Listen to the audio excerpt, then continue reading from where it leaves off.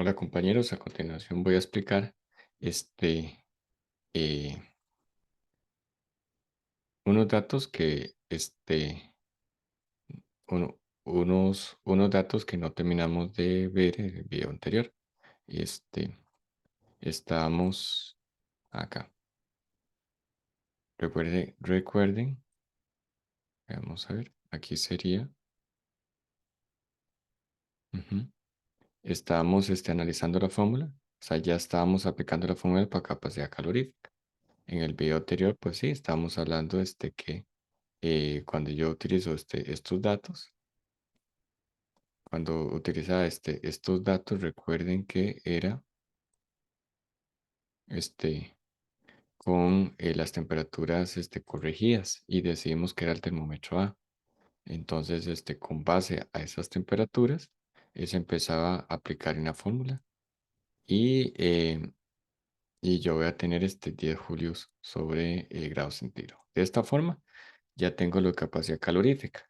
Entonces, voy al reporte y vean qué interesante. Entonces, en el asunto del reporte, recuerden que estaba ya listo las gráficas. Aquí pongo las temperaturas medidas estamos con capacidad calorífica, entonces concentrémonos en estos dos, 26 y 39. Tomando como base el termómetro A, 26 y 39, pues regreso.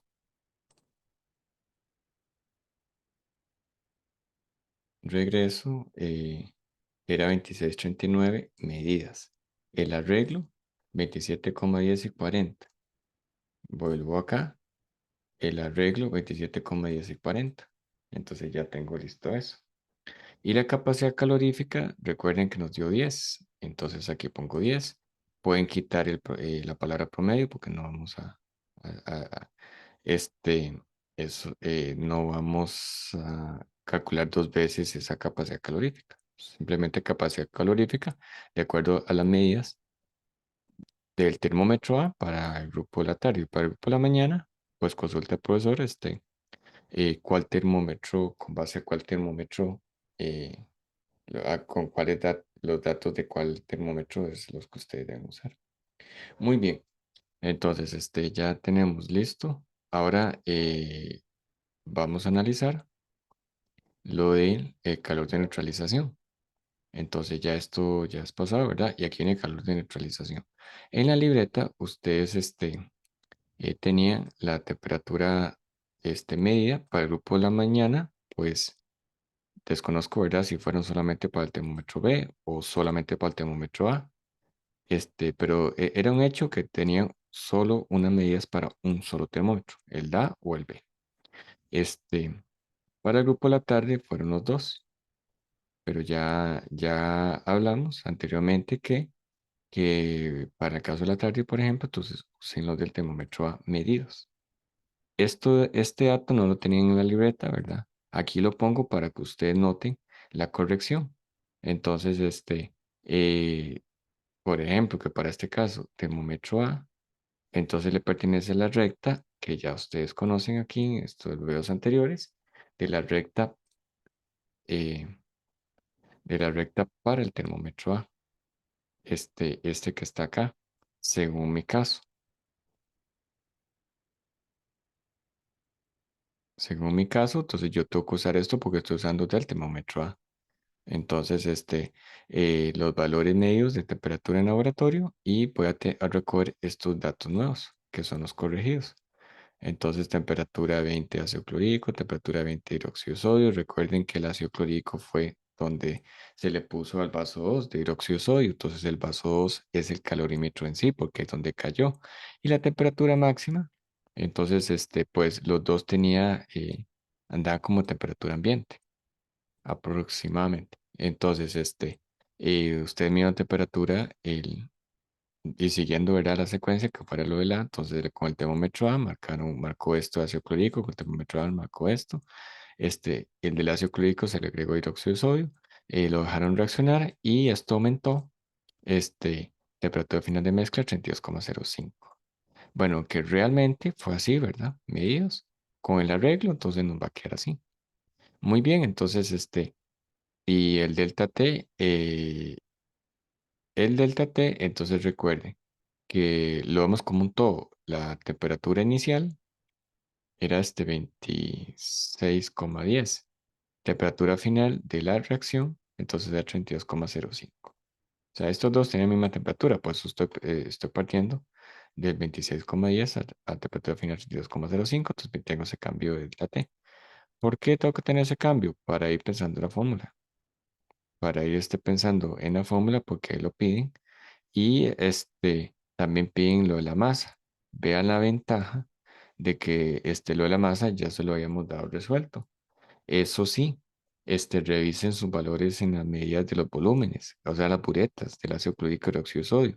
Si ustedes no agregaron exacto 20 mililitros, entonces eso le va a variar un poco la masa de disolución.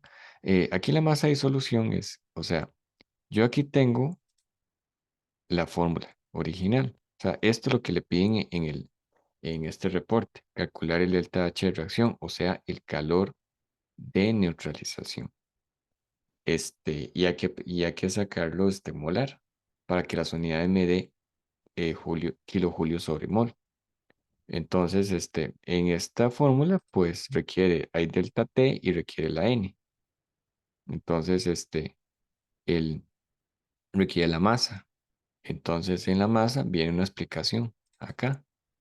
Esta explicación de acá, pero la ventana de la presentación de instrucción que ya lo tenemos. Repito, si es exacto 20 mililitros, 20 mililitros que usted agregó, entonces usted agregó volumen de disolución.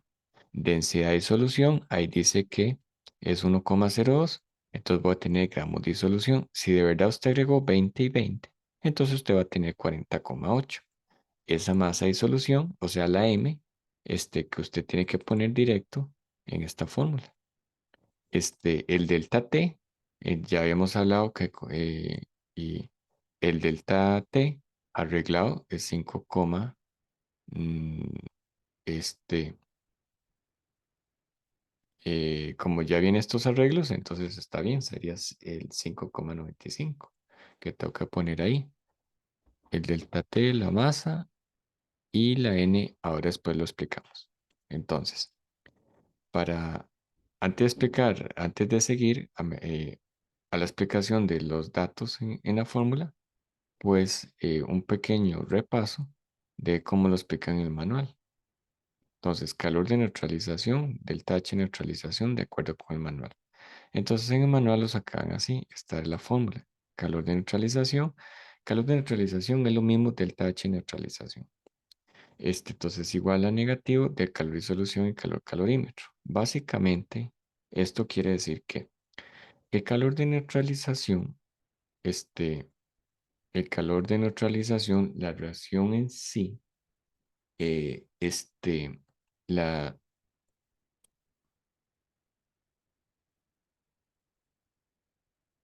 el calor de neutralización, o sea, eso es la reacción en sí de neutralización, libera calor negativo y esa cantidad de calor lo absorbe la disolución.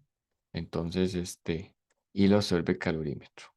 Entonces, es como si yo construyera aquí un calorímetro.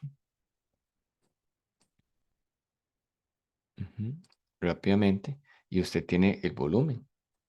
¿El volumen de qué? Ahí está el ácido clorhídrico, hidróxido de sodio en disolución.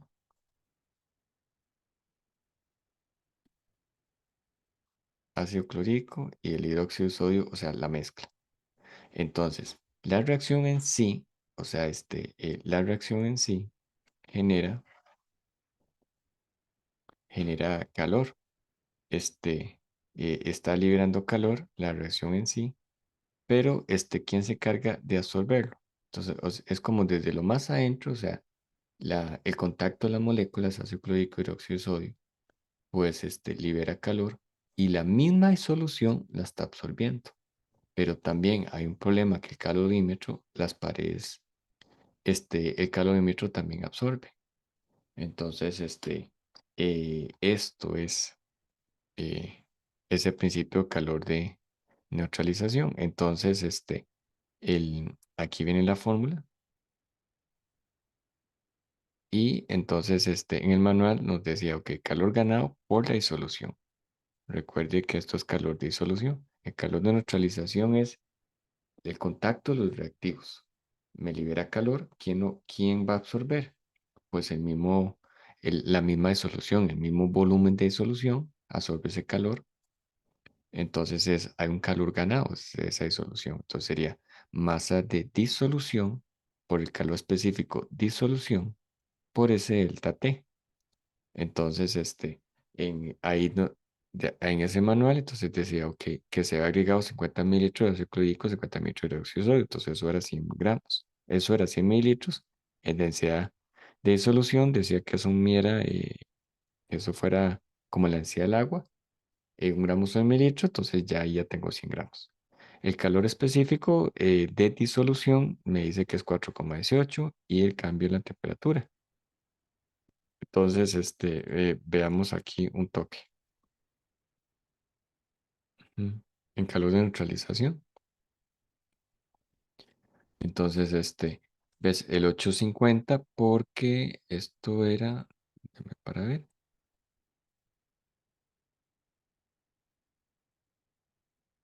Ok, entonces aquí dice que hay un aumento de 8,5. O sea, eh, esto es lo que expliqué hace poco, que las temperaturas del ácido clorhídrico y hidróxido de sodio generalmente son las mismas. este, Cuando se mezcla, lo aumenta esa temperatura. Entonces, esa diferencia, a manera de este ejemplo resuelto, es 8,5. Entonces, por eso estoy poniendo aquí un aumento de 8,5. Y esto va, el calor de disolución positivo, tiene sentido. Ese es el calor que está absorbiendo. Una vez que libera ese contacto de reactivos, ácido clorhídrico y óxido de sodio, alguien lo tiene que absorber. ¿Quién es ese alguien? El mismo volumen de disolución. Entonces hay un calor ganado de solución. Pero la sorpresa es que se supone que todo el volumen de disolución, todo el líquido de disolución tenía que absorber. Pero resulta que el calorímetro no es no son recipientes muy especiales, entonces que no absorban nada de calor, pues no damos la sorpresa que se absorbe. Entonces tenemos que usar la fórmula de acuerdo al manual. Entonces, calor de calorímetro es igual a, recuerden que esto es capacidad calorífica.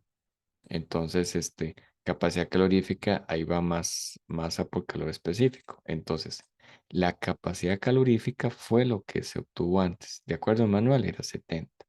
El cambio es de temperatura, entonces, igual el calorímetro todo completo tenía em, la temperatura inicial de los líquidos y llegó a esta temperatura. Entonces, ese cambio. Y aquí tenía este valor y en el manual decía, ok, el delta H neutralización, o sea, en kilojulios, era y la fórmula. Entonces aquí voy poniendo los valores y tiene sentido que calor de neutralización, recuerde que ese es el calor de reacción que para ácido clorhídrico y hidróxido de sodio libera calor, entonces tiene sentido que sea negativo. Esto nos da en julios, pero pasado que el julios da este valor. Vea que las unidades kilojulios. Entonces quiero que noten eso porque ahora sí, eh, lo que nos interesa ahí con el problema. Pero para explicar esta parte del problema, me detengo acá en este video.